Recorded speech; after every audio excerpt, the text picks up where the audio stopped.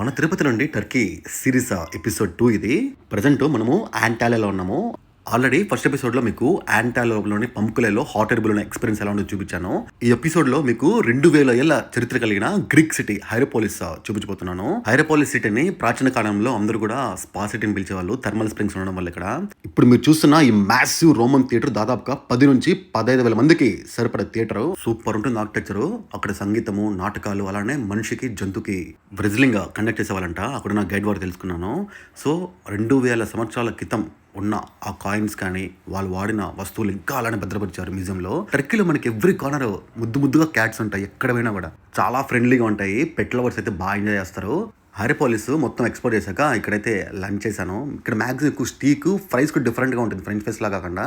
టర్కీలో desserts చాలా బాగుంటుంది.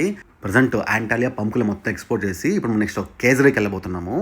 కేజరీ నుంచి మళ్ళీ క్యాపడోకియా మాత్రం one of the most beautiful spots and one of the rarest cave hotels ఉంటాయి. అవి ఎలా ఉండబోతుంది, క్యాపడోకియా కల్చర్, ఫుడ్ నెక్స్ట్ ఎపిసోడ్లో చూపించబోతున్నాను.